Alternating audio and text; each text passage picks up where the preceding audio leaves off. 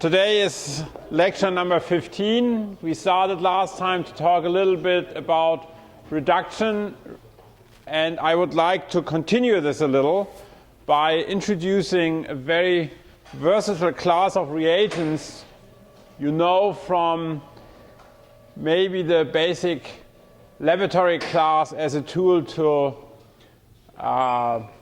derivatize carbonyl compounds for analysis purposes. But you will see that also these are very useful syntons, especially if it comes to reducing carbonyl compounds. So what I would like to start is to talk on reduction again of CO.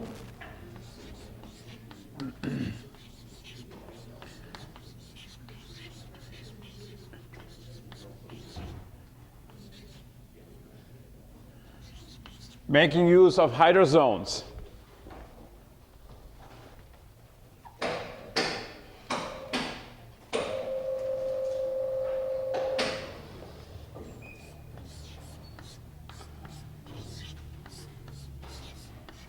And a very common problem you might encounter is that you would like to reduce a carbonyl compound not just to the alcohol.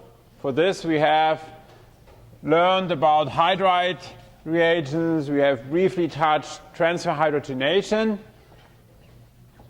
but you also might want to reduce your carbonyl compound directly to the corresponding hydrocarbon.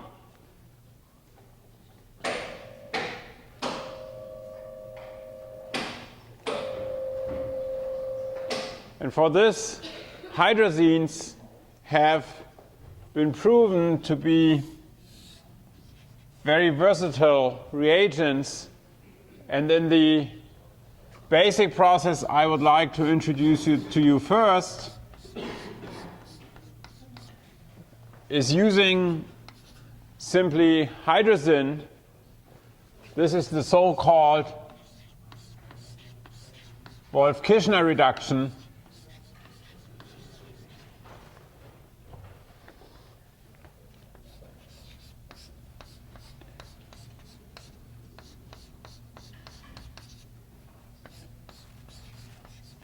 In which you will first form a hydrazone. Commonly, if you make hydrozones from hydrazine, you will not isolate them.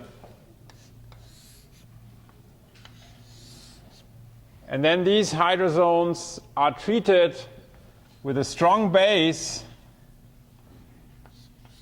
usually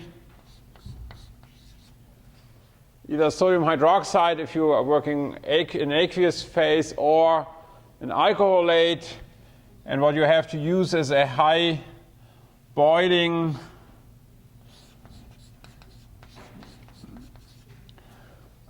solvent like diglyme.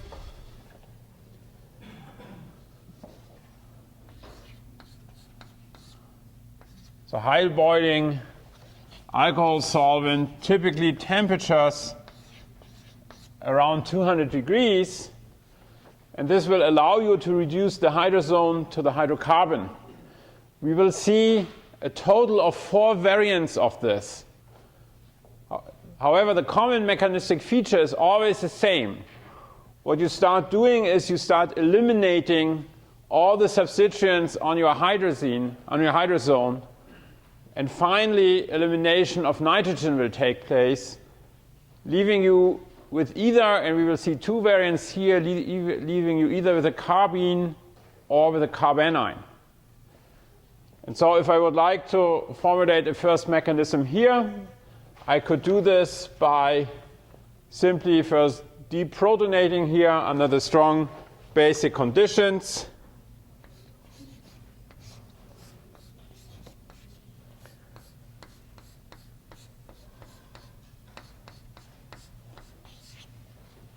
Leaving you here with an anion.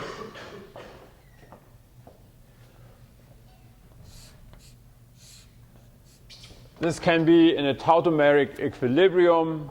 This proton could be shifted here by protonation, reprotonation.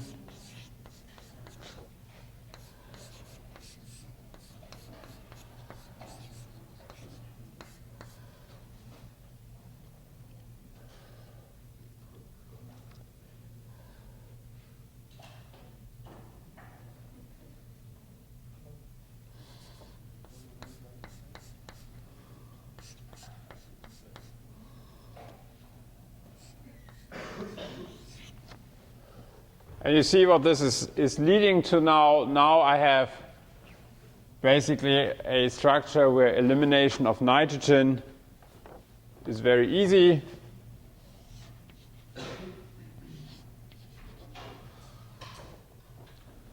So elimination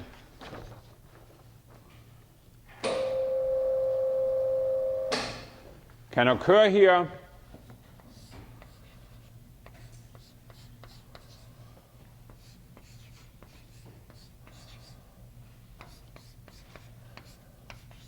You will form such a carbanion,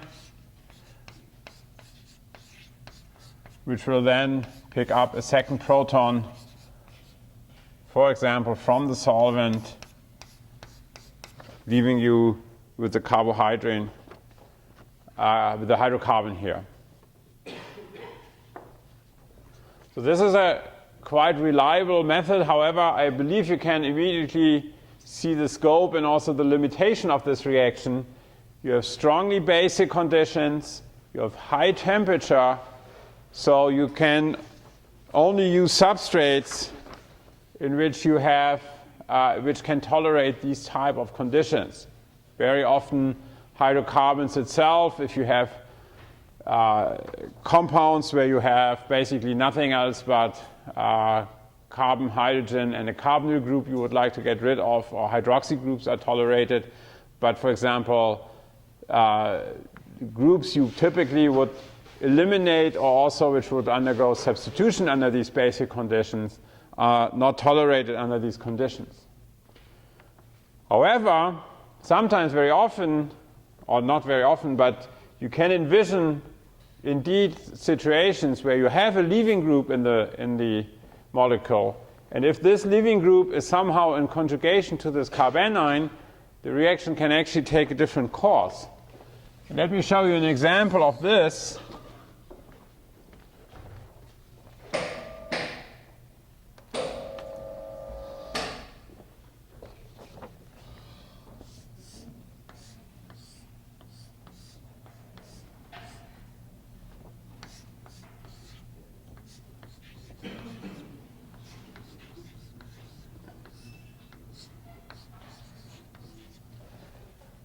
Let's look at the possibility to perform a Wolff-Kishner reduction here. And the difference is, as you will see, that here is a group which can be eliminated. So again, if you form the hydrazone,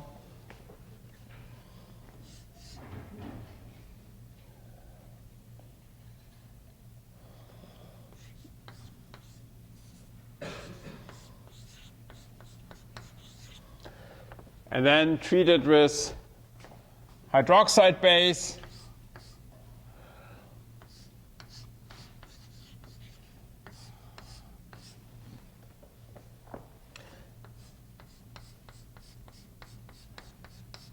and I right away would like to write the tautomeric structure here, so I have not written the hydrazone right away, but I have already moved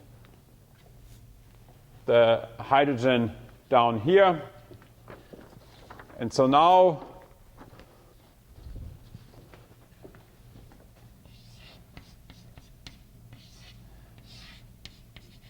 the elimination will not stop here by eliminating nitrogen forming the carbanion here, but since you have a leaving group here, you can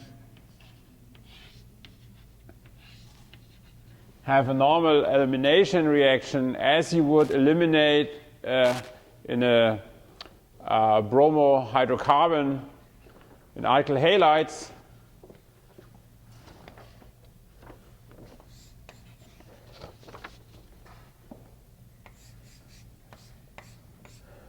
which then would lead to the fragmentation product, which would be in this case this compound here. And there are quite a number of variants in this.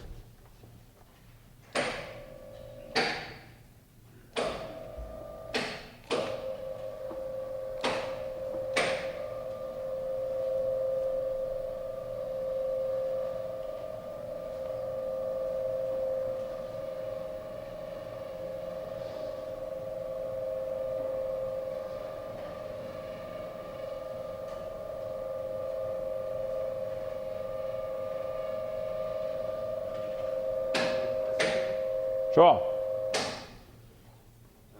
Why does the bromide not exchange for a hydroxide? Right away, right? Good question. And I must honestly say I have not checked the yields here. I think that's a very viable alternative here. And I indeed also wonder if that would not happen as a side reaction here as well. And typically, yields in these type of reactions often only approach 50–60%, and you can imagine that apparently other things happen here.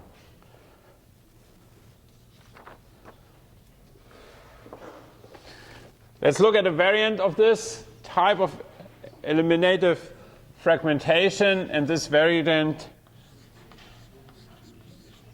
has its own name.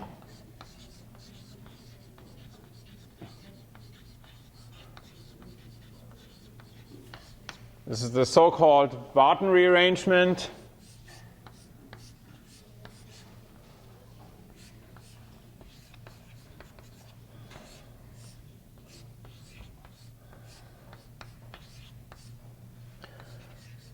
Now in this case you do not have an halide, but you have an epoxide. And again, epoxide, as you know, undergo nucleophilic ring openings.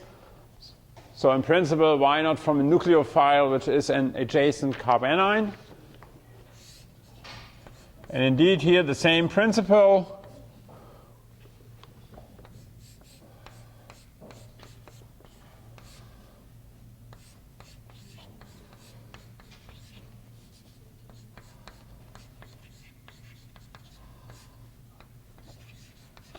Formation of the hydrazone,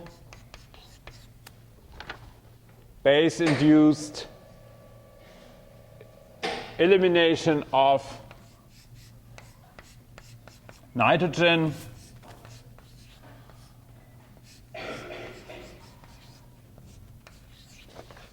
forms this carbanion here. And now, instead of picking up right away the proton, this carbanion can act as an internal nucleophile, open the epoxide,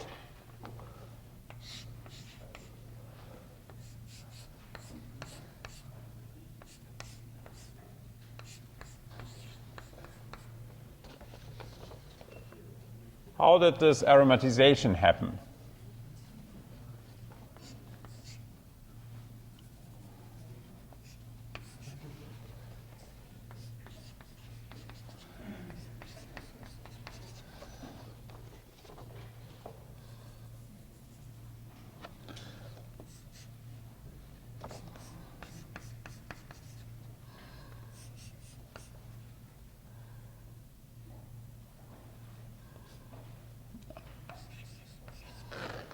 To give you this allylic alcohol. And again, in both of these examples, you see that more or less, not a lot more of functional groups than the carbonyl group, and in these two cases, a leaving group, but other than that, not a lot of other functionality, but carbon and hydrogen is really present here.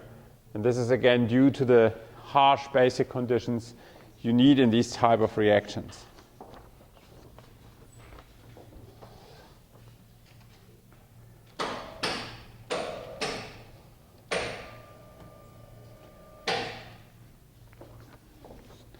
So instead of hydrozones itself, and let me also point out that working with hydrazine is not trivial. First of all, you have to be careful because it's an extremely potent nucleophile, and you have to take very good care that you do not get it on your skin.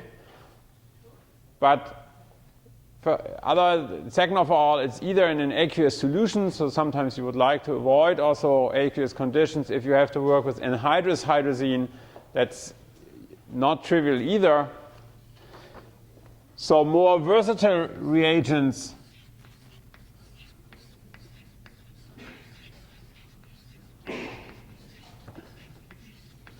have been recognized being tosyl hydrazones. And I believe most of you have already once made at least an aryl hydrazone in the beginning lab class. Is that true? Who has ever made a hydrazone from 2,4-dinitrophenylhydrazine? This is the classic example we usually do in the lab class. Anyone? Probably everyone. And so it's recognized that this usually works much better. Crystalline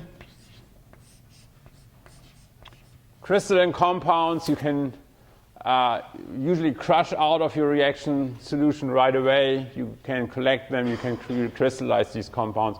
So these are very good substrates. Typically, you form them with tosyl hydrazine under mild acidic conditions.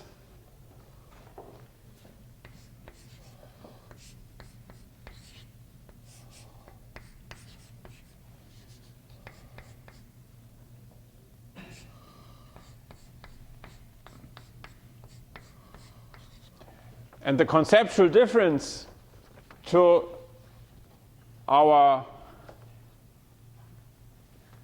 hydrazones here is that tosyl is a good leaving group and can be and will eliminate very easily. For example, once you deprotonate here, then this group as a leaving group might be easily eliminated, and therefore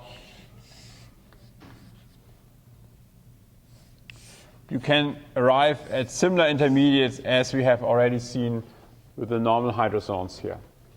Now there are three modes of reactions you can have here, and this depends very much on the reagents you treat these with.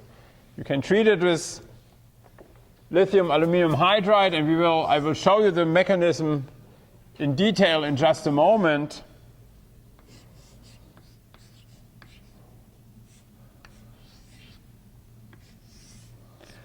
But the intermediate you will ultimately form after elimination if you treat the tosyl hydrazone with a reducing agent like hydride will be a carbanion, and this carbanion then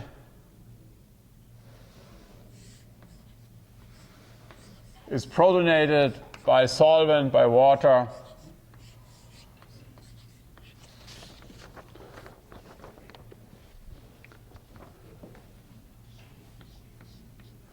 to form the corresponding hydrocarbon.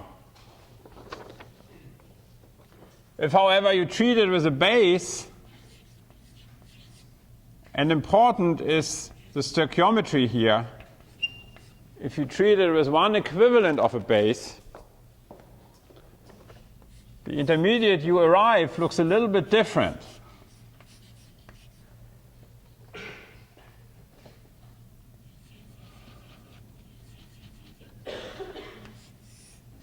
And in this case, it's not a carbanion, it's a carbene.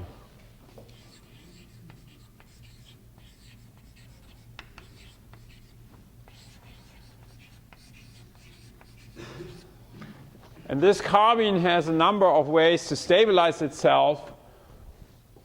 In the common way, since we have an electron sextet on the carbon, by a 1-2 shift, for example, from that hydrogen. I will show you an example where you will also see that the adjacent alkyl groups could shift. And the outcome of this reaction then is that you will have created an alkene here.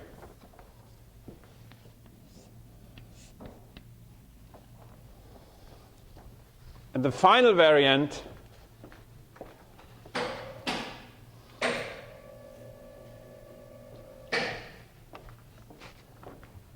is that you use base, but that you use two equivalents.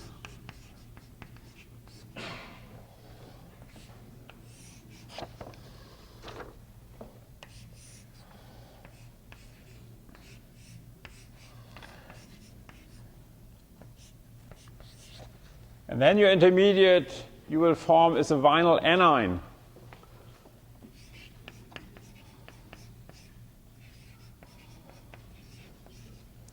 And this vinyl anion you can quench in the easiest way and probably in the most boring way, nevertheless very useful, with a proton, let's say from solvent again. But the very attractive alternative you have here is that you can treat it with other electrophiles. And such electrophiles can be halides, like iodine or bromine. They can be alkyl halides, so you introduce an alkyl group.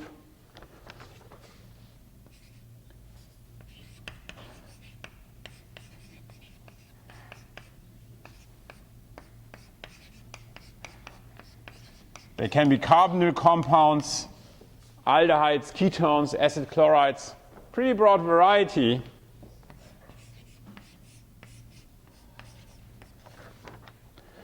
Which allows you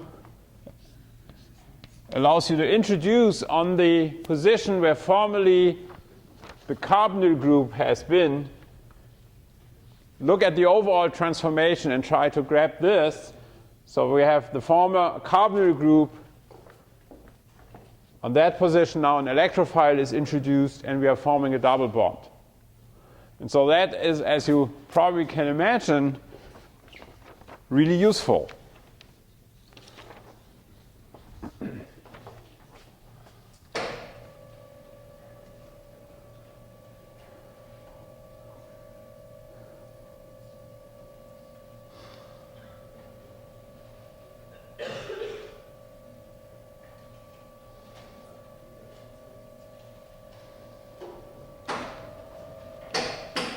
So let's look at an example of that.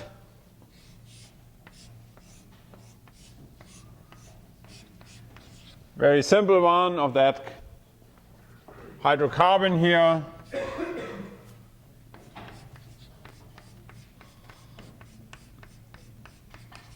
To see how that works, let's look at the mechanism. So you treat this.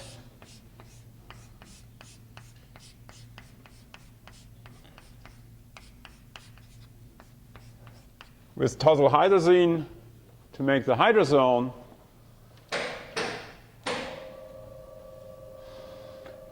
And now you use a reducing agent. I have written already there on the board that you can use lithium aluminum hydride. A very good variant is also to use the reagent you have already seen when we talked about reductive elimination. This is sodium cyanoborohydride, which will only react with the tosyl hydrazine. You need an acid, like acetic acid. You do this again at a pH of around 4 to 5. And under these conditions, carbonyl groups are untouched, nitro groups are untouched, cyano groups are untouched. So again, more or less, this reagent will only react with the imine carbon-nitrogen double bond, exactly as we have seen it in the reductive amination. And this imine has to be protonated in order to be reactive enough to see the hydride attack. So then let's just see if we can write a reasonable mechanism here. So hydride addition occurs. And now we are making use of that leaving group I will draw this in one step here now. You can see, similar to this Barton rearrangement we have just seen, also you have a nucleophile or negative charge here. You have in beta position a leaving group, so fragmentation will occur.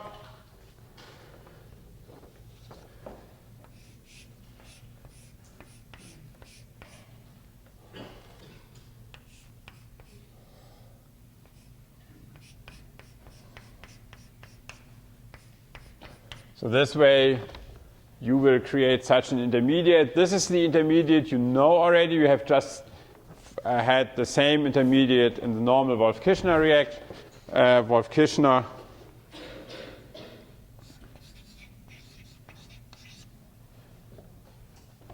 Reduction, and so a base, which could be the hydride, which could come again from an alcoholic solvent. Also, deprotonation will occur.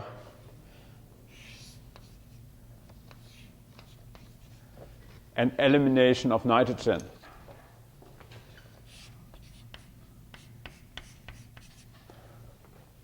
And then this way, you create the carbanion here, which under the reaction conditions, since you have to use protic solvent, since we have the acidic conditions, well,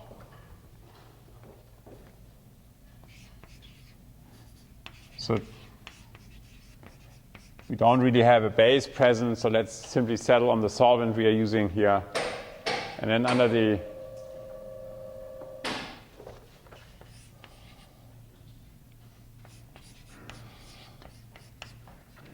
protic solvent conditions, we have here protonation will occur. So this is the pathway where an initial hydride addition takes place.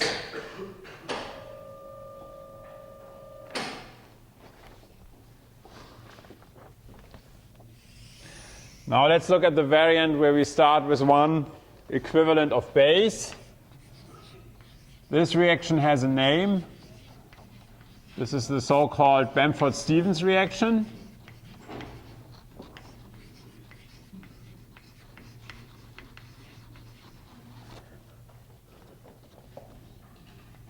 And again, let's look at an example.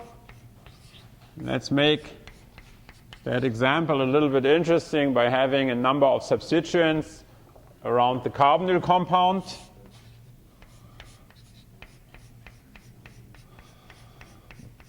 So again, hydrazone formation.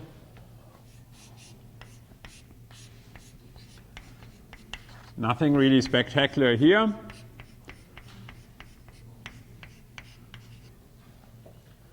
And now we treat this with one equivalent of base. And this can be bases like lithium bases, LDA, for example.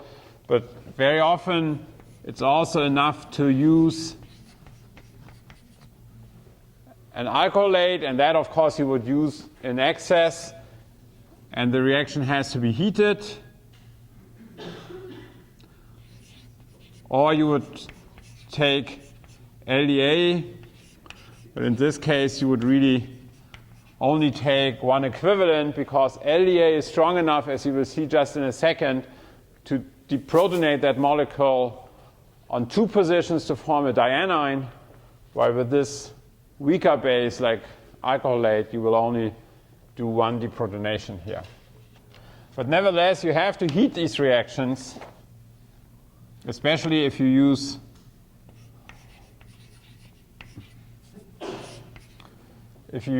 a weaker base in order that the reaction will proceed. And so what is going on now?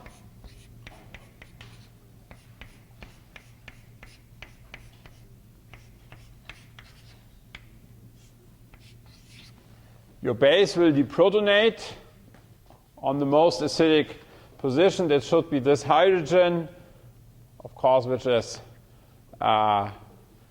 has an electron withdrawing group here on that nitrogen, and moreover we have a enolate or alpha carbonyl type situation here, so this should easily proceed, and then elimination of that tosyl group.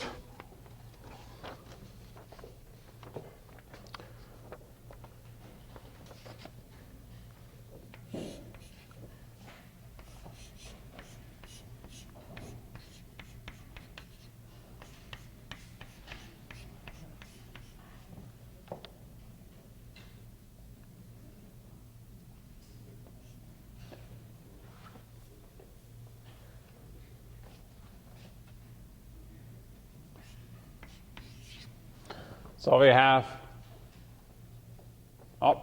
we don't have a carbanion here now, just a moment.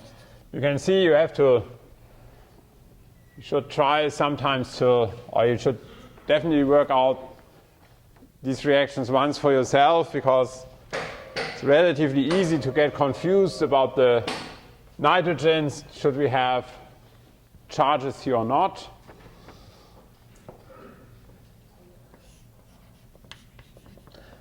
I can draw a resonance structure here.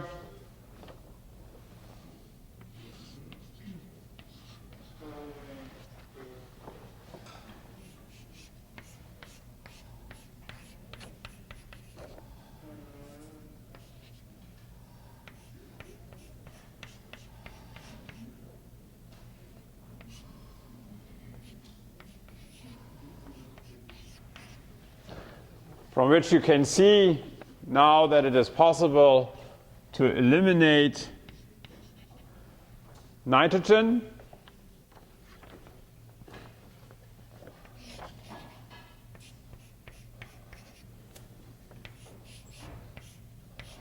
And by doing so,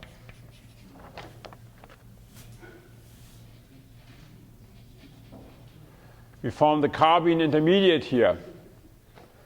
And this carbene now has a number of options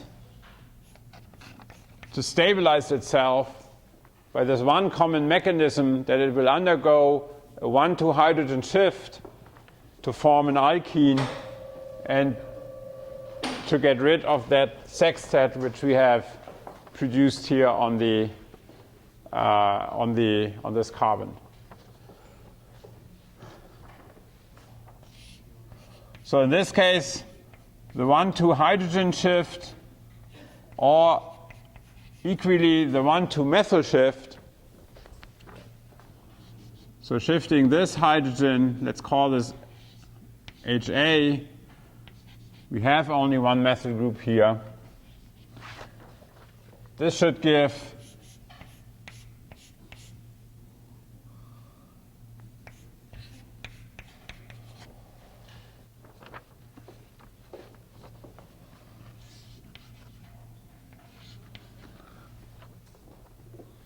this alkene here, which is the major product because it is also the highest substituted one. And so this was obtained in 63% yield. However, there's also the possibility that this hydrogen could shift.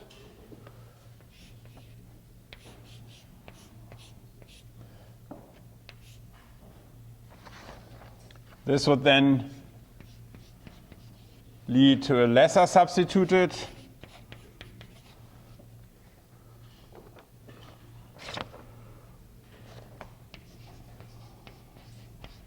alkene, and as you can see, this is also formed to a lesser extent. But then, of course, it's also possible that these alkyl groups are shifting here. And so, for example, if this alkyl group is shifting here, then we would form a 5-membered ring.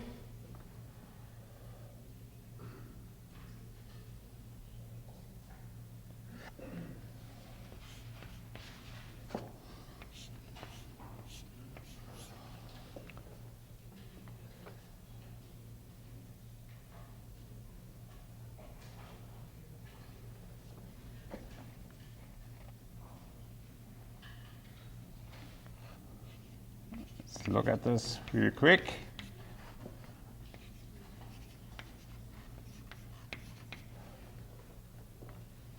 in which we would have a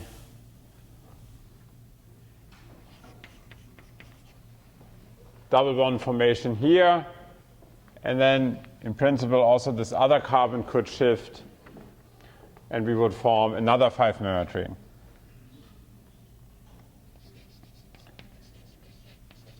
So these products were hardly observed, so the two main products are the ones which are explained by the hydrogen shift. Nevertheless, you have always to be aware that this type of complication can occur if you have an unsymmetrical substituted carbene here.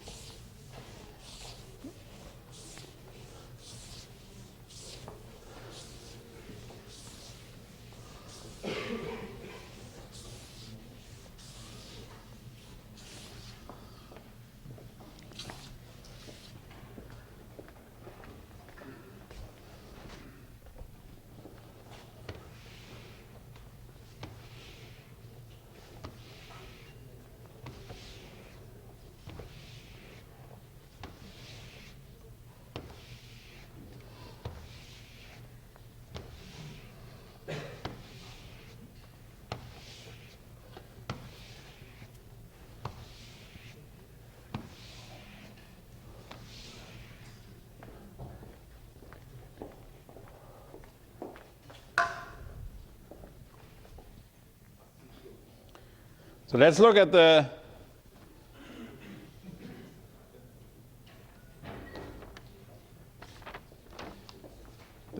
last variant. Let's take the same example.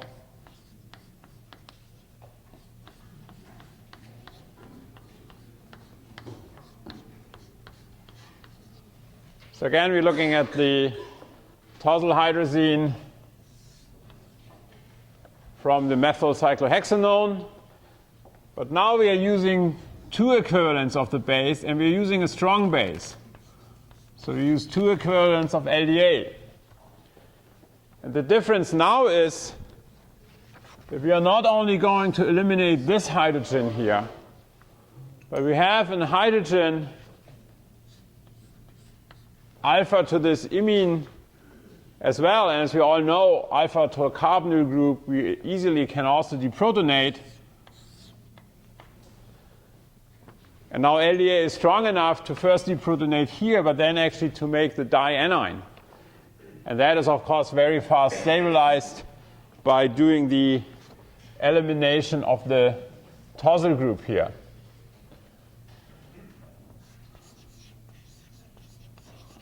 So basically, we see elimination here. And at the same time, we see elimination here,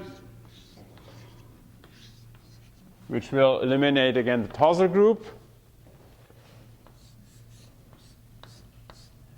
And this will give rise to an intermediate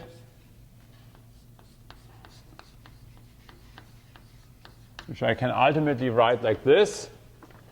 Now please realize that we of course have another hydrogen here as well. However, if we use a sterically hindered base, deprotonation will occur selectively on the less hindered side, as you have learned already when we talked about deprotonation of alpha hydrogens to carbonyl groups. And now again, this molecule this intermediate can lose nitrogen.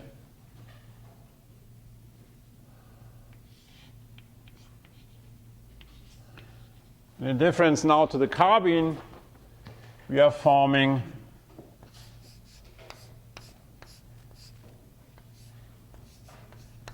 a vinyl anion here, which is relatively stable. You do these reactions typically at low temperature.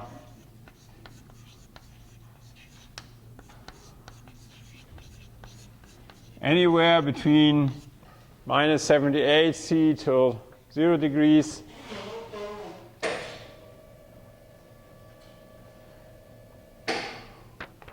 Forming now the lithium, the vinyl anion. And as we said in the simplest case,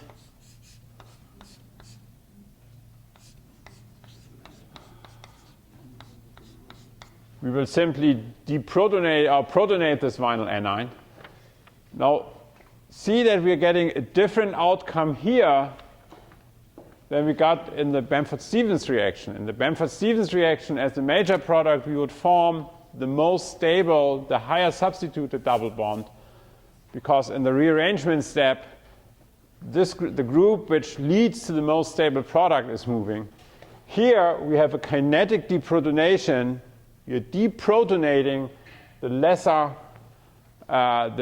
sterically hindered proton, and this will determine the position of the double bond here. And so indeed, when you do this reaction, the yields here were excellent. Basically, with 89%, you would be forming this cyclohexene over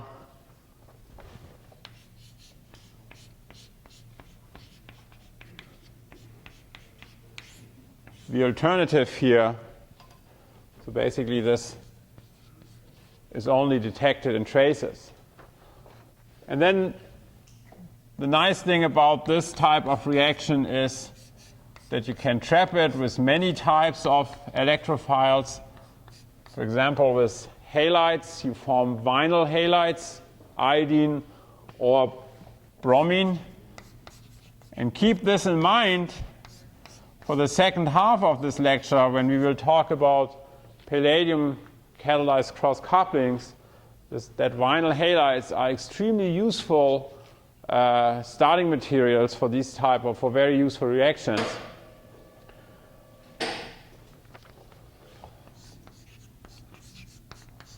But you can use simple alkyl halides, for example, methyl iodide or other alkylating agents.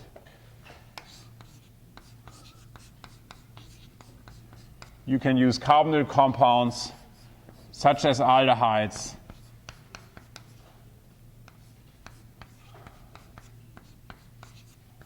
And quite a number of more type of reactions. So extremely useful. Also, this reaction has a name.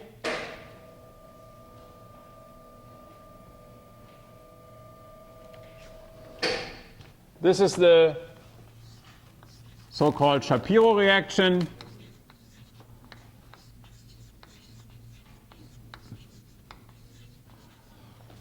Which again is a very preparatively useful way to functionize carbonyl compounds, not only for the purpose of reducing them, but also for the purpose of functionalizing them.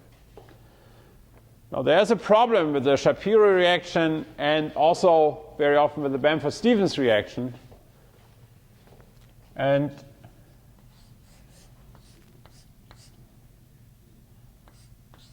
for this, let's look at the tosyl hydrazone again.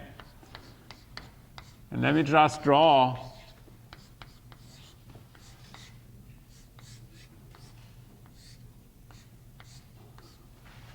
the tosyl group in full. Now we said the most acidic protons are this one and then maybe this one. And everybody was buying this at this moment when I taught this. But now looking back at the structure, is this really true? Or is there an alternative?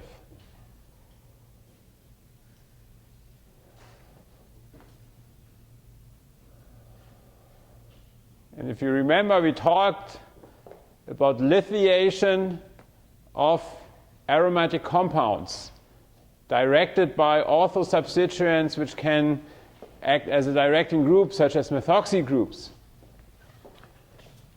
And also, we have a very good directing group and also a very good chelating group with this sulfonyl group here.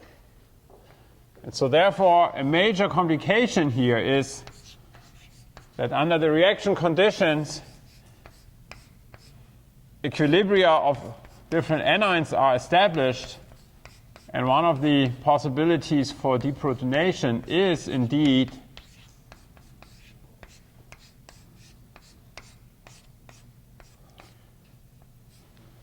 the ortholithiation here, which is assisted by the adjacent sulfonyl group here.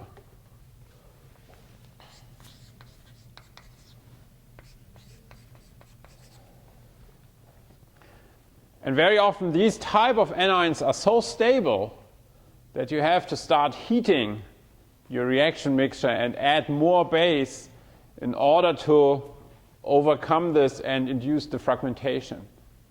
So that's a problem. However, the solution seems to be not so difficult to envision, right?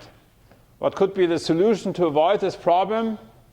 Not just having a methyl group here, but block the orthosubstituents, ortho positions by a substituent. And so a very good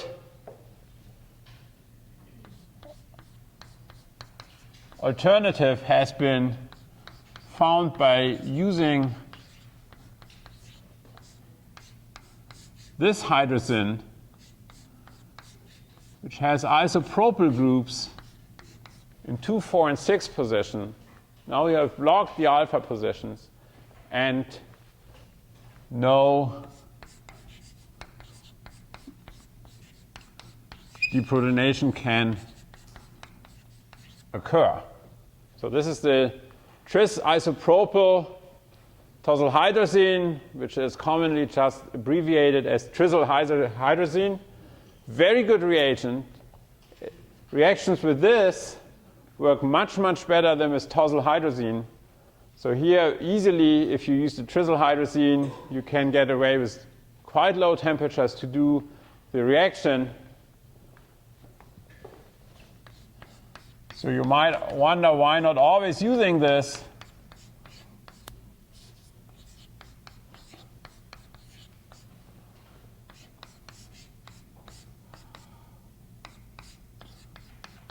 Why do, nevertheless, people prefer to use the tosyl hydrazine? Does anyone know? It's much cheaper. Yeah. So here we can really say expensive.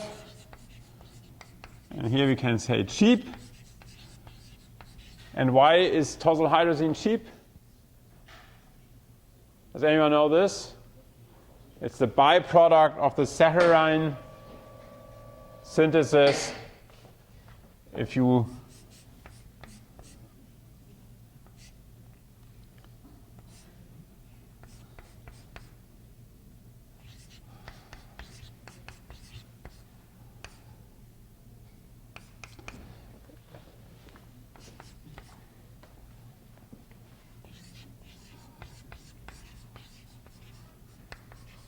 If you make this artificial sweetener,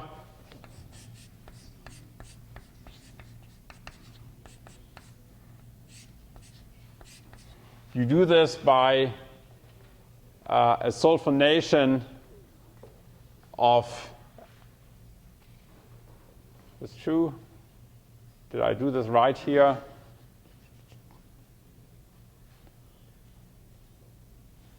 My sweetener is wrong here.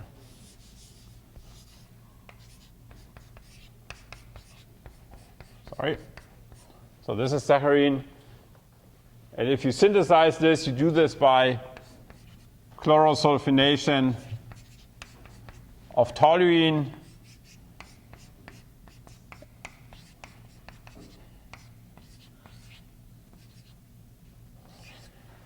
And this is the desired product, which then you have to make the amide and oxidize it.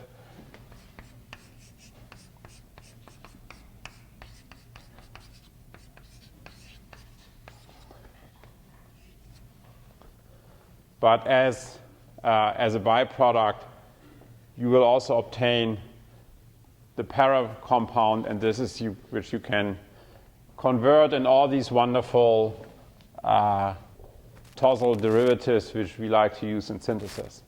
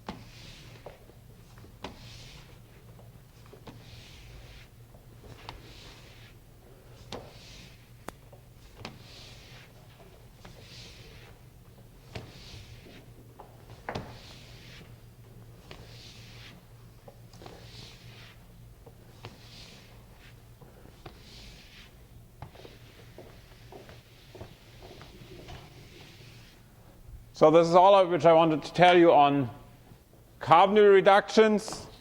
Let's move on to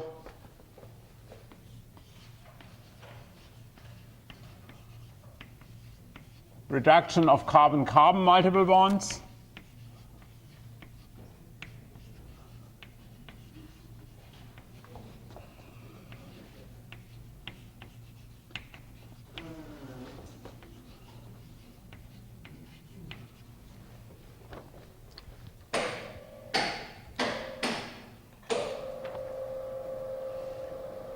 And this is a reaction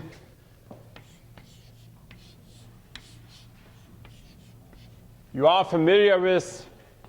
Let's say you want to convert an alkene to an alkane, typical problem. But maybe also the analogous problem, you would like to start from an alkyne and would like to convert it to an alkane. And there are a number of catalysts known, heterogeneous one, as well as homogeneous ones. And the most common used heterogeneous catalyst for this purpose is palladium, which is dispersed on charcoal.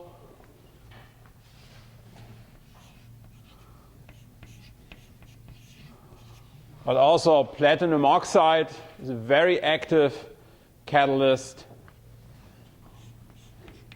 And so hydrogen, very often atmospheric hydrogen is enough.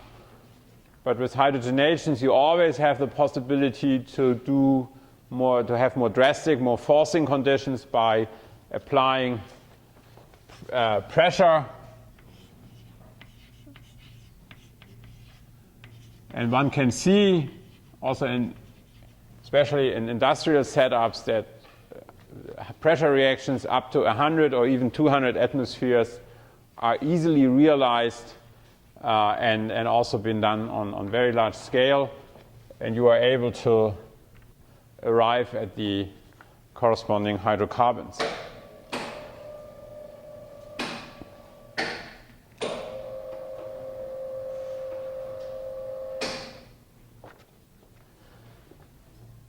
Now let's think about this mechanism. And again, in the basic organic lecture, I believe you have been put forward a very simple but not quite pretty good mechanistic picture where one said the palladium, heterogeneous, a catalyst. So we have a palladium surface, hydrogen is being activated on this, and then ultimately being picked up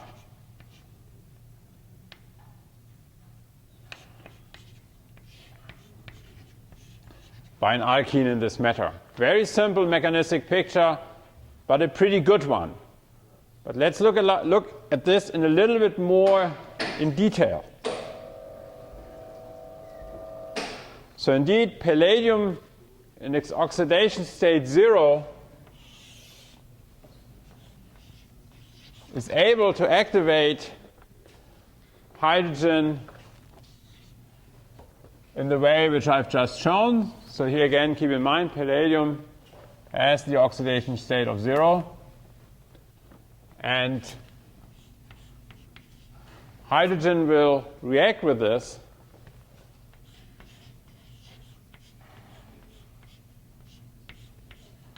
to form such a palladium hydride. What oxidation state is the palladium now in?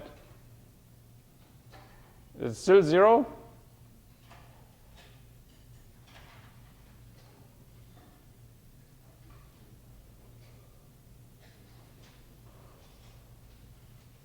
What will you say?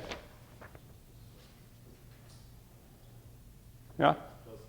It's +2 because hydrides, if we have a hydrogen attached to a metal, we always assign, it's a formalism, but we always assign hydrogen the oxidation number of -1.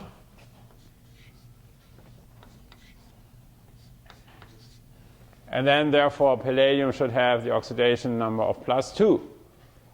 So in this process, palladium is being oxidized from +0 to +2.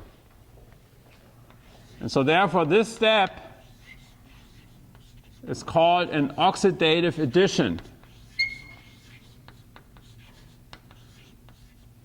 This is one of the 4 basic organometallic steps. When we talk about catalysis, you will see that there are only 4 types of mechanistic, basic, elementary steps which we have to know. And this is one of them. So palladium gets oxidized. Hydrogen, in this case, gets reduced. Just let me recall real quickly. You have seen oxidative additions before. You just haven't talked about it this way. Think about the formation of a grignard.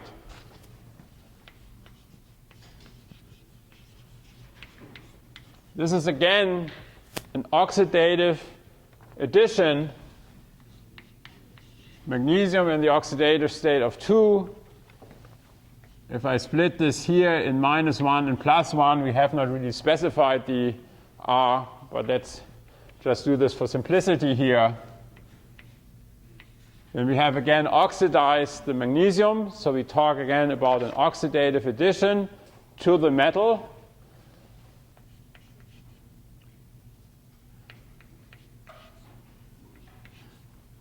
And in this case, a formal reduction is achieved on this residue R, and as you all know, this has now carbanion character, so it certainly makes also sense in a formal way that it has somehow picked up electrons.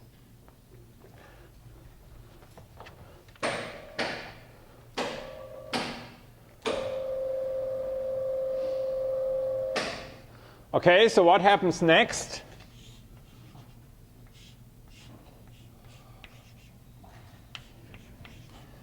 Next, our alkene will coordinate with the palladium as well.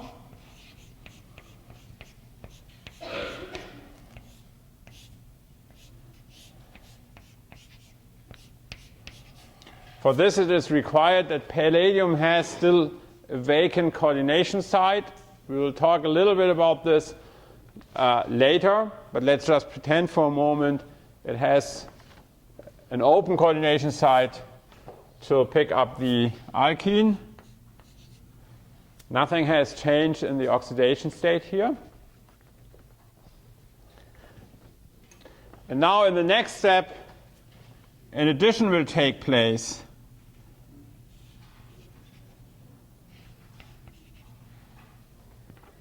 in this way,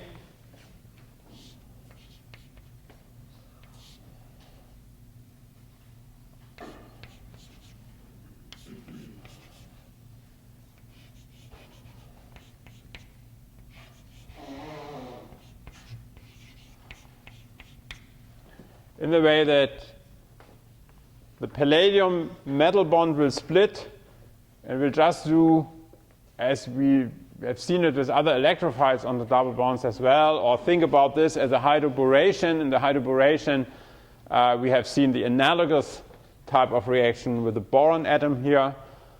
So now an addition will take place. The addition will take place from the same side of the double bond. So it's a syn addition.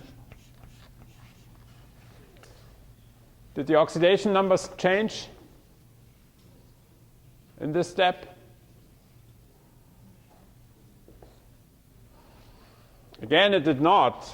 So we still have -1 here. And whenever we have also a carbon fragment, we regard this as the carbanionic ligand here. So we still give this the oxidative state of +2 here. And the reaction concludes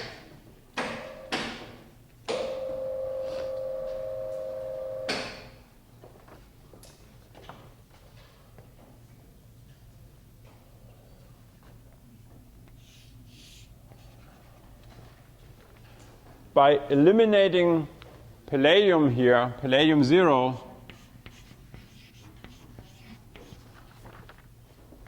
forming a new carbon-hydrogen bond.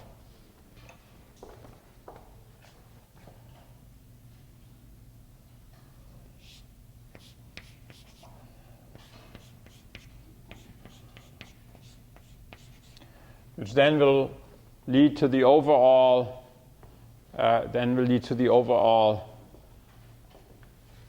hydrogenated compound. Now, since we are now eliminating palladium in the oxidation state 0, it was +2 here. This is called a reductive elimination. It's simply the opposite. It's the reversal of the oxidative addition.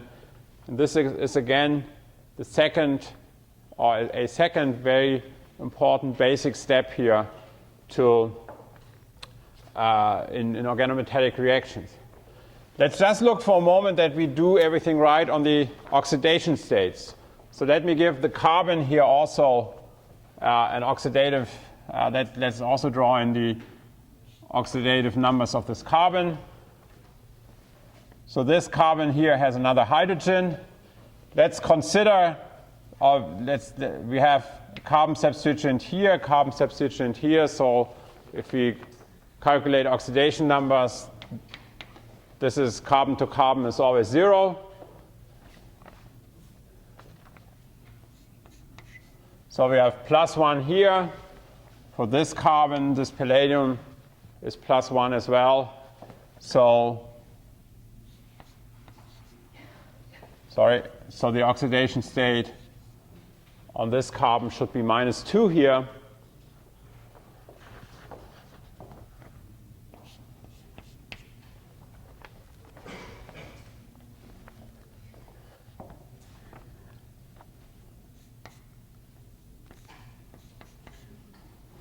On this carbon here, the oxidation number is still -2, so nothing has changed on this carbon. But what you can see here, what is formally changing, is that this hydrogen goes from -1 to +1 here.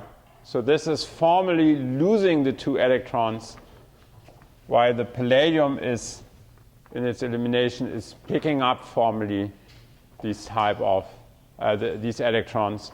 So hydrogen formally goes from -1 to +1 here. Palladium goes from +2 to 0. So the oxidation numbers, the sum of the oxidation numbers, of course, always has to be constant. We have another step in here. In this reaction from here to here, we are inserting the carbon-carbon double bond here into the palladium-hydrogen bond, right? This pi bond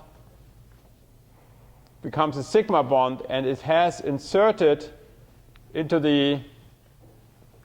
this bond here has inserted into the former palladium-hydrogen bond. So this is a insertion reaction, and typically in such insertion reactions, there's no change of oxidation states.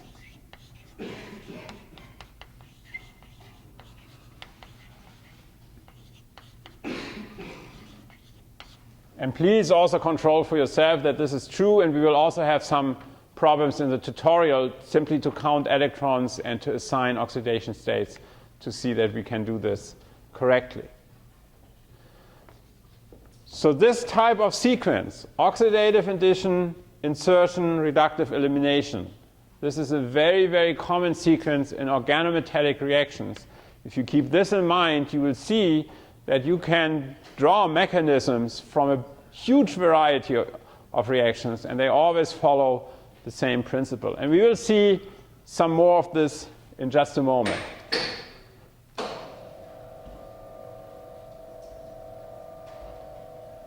Let me just go back for a second to some more applications.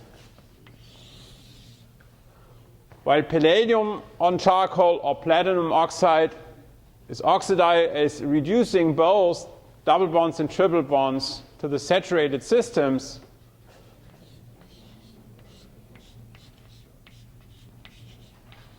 sometimes, of course, you would like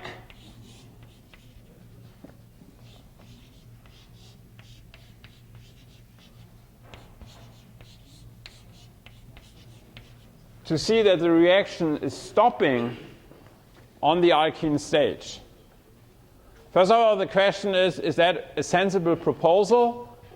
Should it be in principle possible to stop a reduction on the alkene stage? And the answer to this should be yes, because the triple bond has clearly a much higher electron density. So you would think that it coordinates with electrophilic reagents much better, that it picks up electrophiles much better than a double bond. So a triple bond in principle should be more reactive towards addition reactions than a double bond. So therefore, going from the alkyne to the alkene and then to the carbohydrin, to the hydrocarbon, makes sense. We are going from the most reactive to a lesser reactive to the least reactive.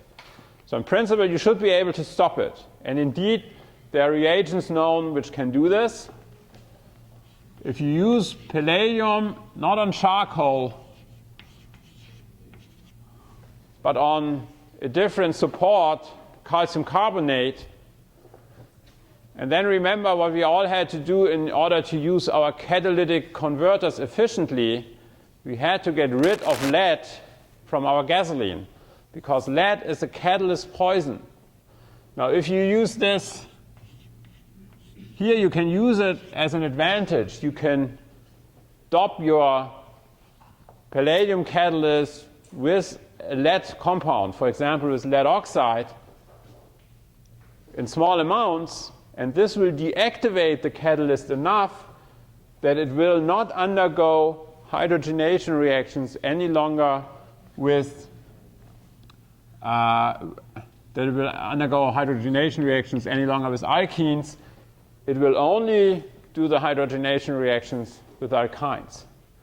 And this is the so-called Lindlar catalyst.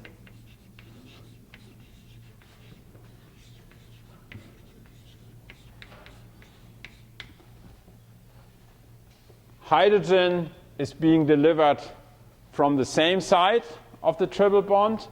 So it's a cis addition.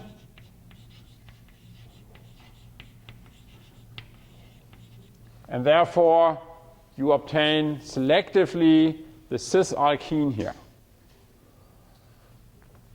And there's an alternative to this. And this is using sodium and ammonia. And what sodium and ammonia is doing, in the end, you will selectively get the transalkene. The way this works is that with sodium and ammonia, you basically have electrons available as reducing agents, and you have some kind of protons which can come either from the ammonia. Sometimes you spike your ammonia with an alcohol like isopropanol in order to have a proton source here. And what this will do is it will deliver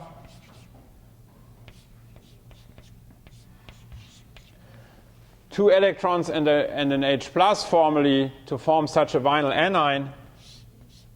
These vinyl anions are not configurationally stable.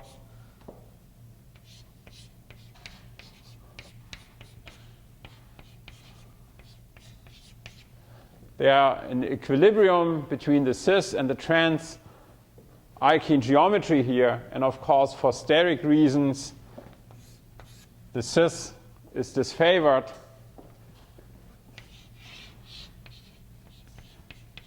And therefore, picking up now in the second step another proton, which can come from your alcohol or from moisture or even from the ammonia, you will be able to create the transalkene here. So this is quite, or not quite, this is very useful. You again have complementary strategies.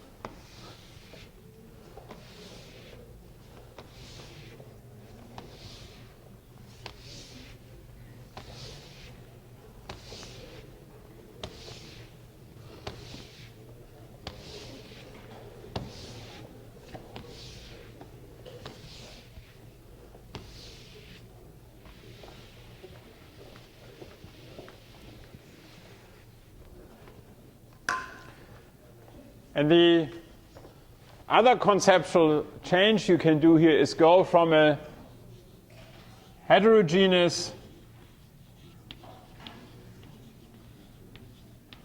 to a homogeneous catalytic system.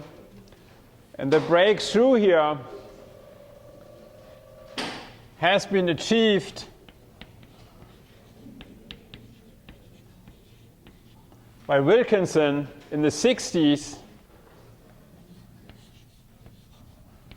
when Wilkinson found that a rhodium phosphine catalyst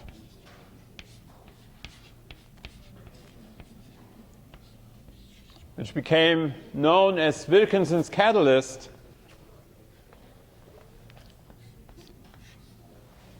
rhodium in its oxidation state of +1 is an extremely efficient catalyst in the presence of atmospheric pressure of hydrogen to hydrogenate all kinds of double bonds to the corresponding alkanes. And because it's homogeneous, and in addition these rhodium catalysts have anyhow very high activity, these reactions are very, very fast. And this process, rhodium catalysts, although rhodium is one of the most expensive metals we have, is widely applied in industry, especially because you are able to recover the rhodium metal. Now, Wilkinson is a Nobel Prize winner for his inventions and discoveries around rhodium chemistry, especially these hydrogenation catalysts. But the rhodium story goes a lot further, because these catalysts are soluble, homogeneous, very active. You can also think about this, instead of putting achiral ligands here, of putting chiral ligands here.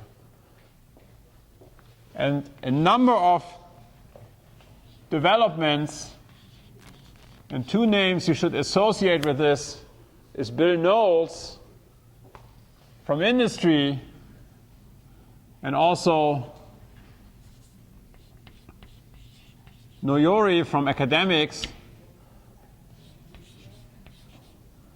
who were able to develop rhodium catalysts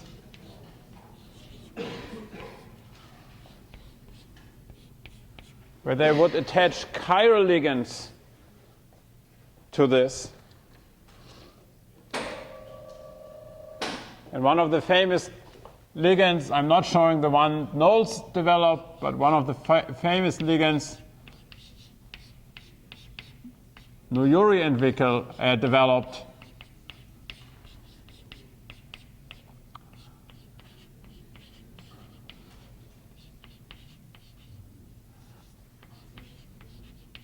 are these binaftal systems which have axial chirality because these two phenyl groups cannot move around each other. So if this is in front, here, if you go from this situation to this situation, you have enantiomers. And maybe if you have a model or so, you should convince yourself that this is indeed the case. And so based on such chiral hydrogenation catalysts, asymmetric hydrogenations became possible. And I would just show you on one example why this is very important. And this goes back to the development of Knowles, who developed in industry the synthesis of DOPA. And the key idea here is that you have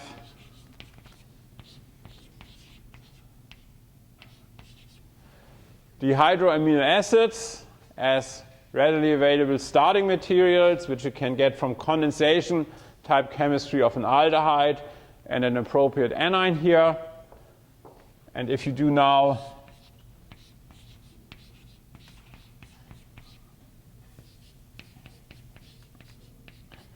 the hydrogenation of this compound with a chiral rhodium catalyst,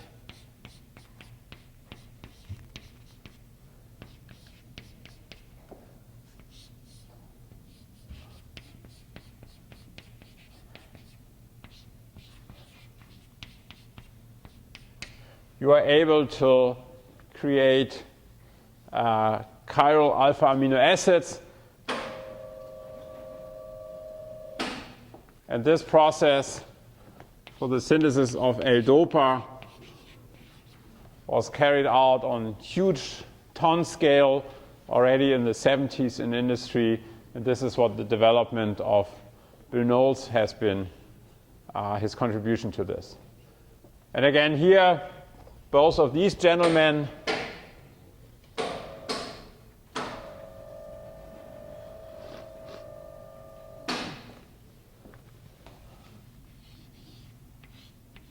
received the Nobel Prize